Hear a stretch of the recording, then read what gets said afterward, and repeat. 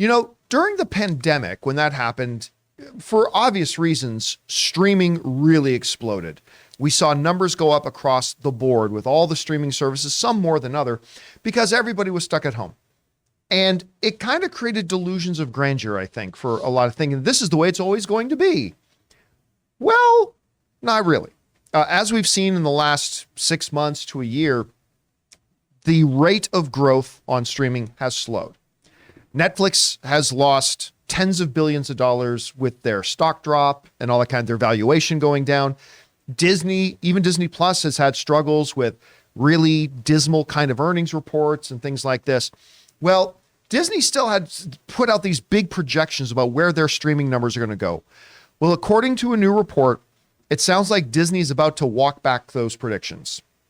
As Story is now saying that analysts expect Disney to back off streaming subscriber target numbers. Now, this comes us from Next TV that writes the following.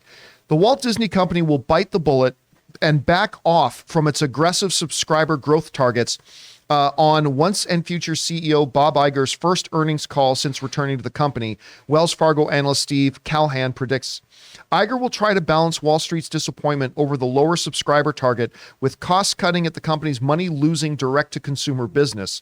Cahill said, the move will please investors by moving up when Disney Plus and the rest of the company's streaming portfolio will move into the black. All right. So basically, according to this report, they're saying, well, number one, they're reemphasizing Disney Plus is a money loser, which nobody panic.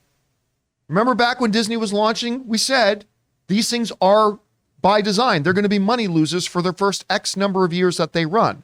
It's a matter of having to get through that gulag to get to the other side when it's profitable. So no panic. But right now, Disney Plus is a money losing venture, but their targets have been unrealistic. The growth has not been what they thought it would be, particularly coming out of the pandemic. And at this point, they have to kind of be realistic instead of keeping those target numbers. And then when the actual deadlines come and they don't come anywhere near those numbers, we know what happened. We've seen this song and dance before, right? What happens with Netflix, it happens with other, the stocks drop and investors get unsettled. So it sounds like Bob Iger, Big Papa I, is going to get in front of this thing and say, look, the target numbers were unrealistic for the next couple of years. That was set by my predecessor. We're going to back this up a little bit. We're going to lower, we still have target numbers. We still want to grow, but we need to back off those. Look, there's no way around it. This is a bad day. If you're a Disney Plus exec, this is a bad day, but it's a move that they had to make. I don't know, Rob, how do you see this? Well, like you pointed out, I mean, these streaming numbers were always what they were going to be, and everybody gets too enthusiastic, but reality has to set in at some point in time. And also, John, we're seeing the fact that there's only a certain amount of households in the world. It's a finite number. And yeah, it increases some places, but for the most part, all the streamers are competing to get the same household dollars. And not everybody can get every streaming service. So this idea that there is all these gettable households out there, especially Disney Plus doesn't offer, last night I had to watch the new season or the first season of Bling Empire in New York. And when I went on to Netflix to find Bling Empire, one of your 24-hour reviews, like Velma and the others? Yeah, of course. It was. But there's so much on. Like on Netflix, I'm like, as soon as the screen came up and I'm looking, I'm like, what am I here to watch? I don't even remember. And in a way, streaming is giving us a lot of things, but then nothing. And I was just annoyed. And I never went and watched Bling Empire New York. I turned it off. So I have no idea if it was good or not. But the thing is, Disney Plus doesn't have enough. And they're a streaming service. The reason I think that they're not exploding, because if you don't have a family, if you don't have kids, there's not a lot of diversity of programming on there. Like Netflix has foreign films, it's got documentaries, it's got things from all over the world. Now Disney Plus is great and focused, but they can't expect massive subscriber growth because the subscribers that they were going for, they pretty much already have. I mean, how do you get more people? How do you entice people that already have what they wanted out of Disney? How do you get people that don't have Disney Plus to come get Disney Plus? Chris, what do you think about this? I mean, it makes sense that they've seen these drops. We've seen other competitors like Netflix who had a Glass Onion, had a lot of different holiday releases do well over the holiday period. But I'm sure those numbers are going to dwindle. And Netflix obviously has had a lot of issues as well.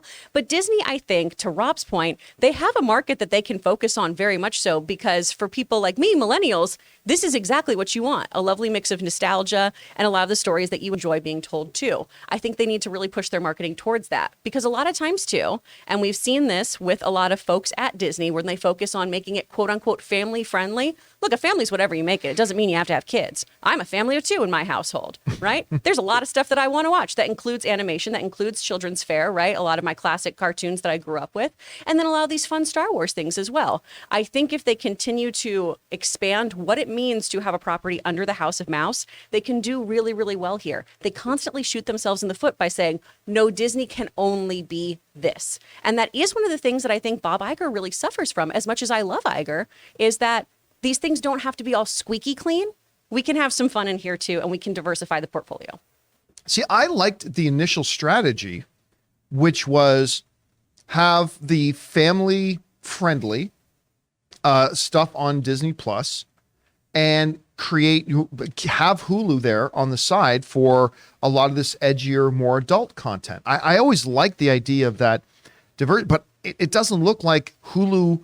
I mean, there's a lot of talk in Wall Street right now that Disney may be looking to divest itself of Hulu and ESPN and a lot of different changes. So I don't know what the strategy is going to be at that point. What I think everybody has underestimated is how much it costs to operate one of these streaming services. Yeah. That's where everybody they just think, oh, they just upload to the cloud and it's free. We went through this on a Campea Classroom once. It is every year it costs in the double digits of billions to run one of these things, and making even ain't easy. Anyway, guys, question is for you. Sounds like Disney Plus is going to have to back off its projection numbers. They're acknowledging that the growth is slowing down right now. How do you think about that? Do you think it's a big deal, no big deal? Whatever you think, jump down to the comment section below and let us know your thoughts.